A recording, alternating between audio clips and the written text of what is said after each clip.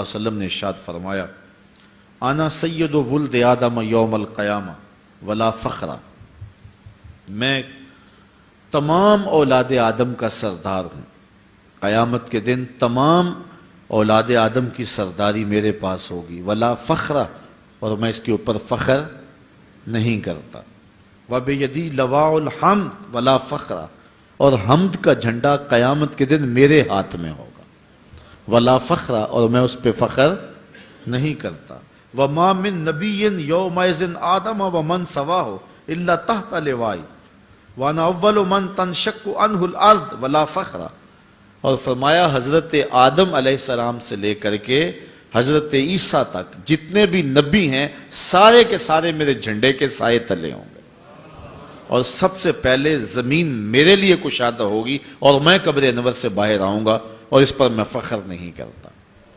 ملا علی قاری نے کہیں بڑی خوبصورت بات لکھی، فرماتے ہیں نبی جھنڈے کے سائے تلے ہوں بات فخر والی ہے، کرتے کیوں نہیں؟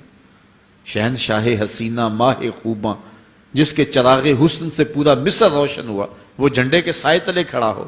حضرت یوسف علیہ السلام بات فخر والی ہے کہ نہیں ہے؟ کہا ولا فخر، میں فخر نہیں کرتا۔ پاؤں کی ٹھوکر سے مردے کو زندگی دینے والے حضرت عیسیٰ جھنڈے کے سائے تلے کھڑے ہوں، بات فخر والی ہے کہ نہیں ہے؟ سرے طور خدا سے ہم کلام ہونے والا اللہ کا کلیم جھنڈے کے سائے تلے کھڑا ہو۔ مسجود الملائک انسانیت کا نقطہ آغاز ابو البشر حضرت آدم جھنڈے کے سائے تلے کھڑے ہوں، بات فخر والی ہے کہ نہیں ہے؟ نمرود کی آتش میں بھی ہنس ہنس کے باتیں کرنے والا اللہ کا جلیل القدر نبی اور پیغمبر حضرت ابراہیم خلیل اللہ جھنڈے کے سائے تلے کھڑے ہوں، بات فخر والی ہے کہ نہیں ہے؟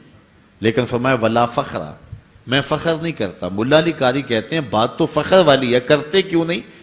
تو پھر بڑا خوبصورت جواب دیا، کہا کلام کا نتیجہ یہ ہے کہ میں فخر نہیں کرتا، یہ میں فخر کیوں کروں کہ میرے جھنڈے کے سائے تلے ہیں؟ یہ تو انہیں فخر کرنا چاہیے کہ میرے جھنڈے کا سایہ مل گیا ہے۔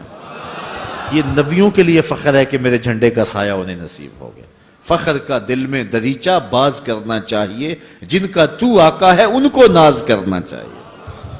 اللہ اکبر۔ آج دنیا چاند پہ جا کے فخر کرتی ہے، اور میرا نبی چاند کو قدموں میں بلا کر بھی فخر نہیں کرتا، اس لیے کہ یہ حضور کے لیے فخر کی بات نہیں ہے، یہ تو چاند کے لیے فخر کی بات ہے کہ حضور نے قدموں میں بلا لیا ہے۔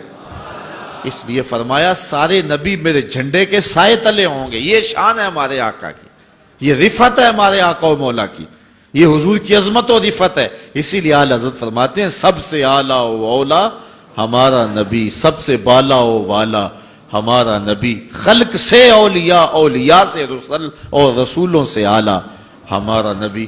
سب سے اونچی شان اگر کسی کو عطا کی گئی ہے تو وہ میرے اور آپ کے آقا و مولا کو عطا کی گئی۔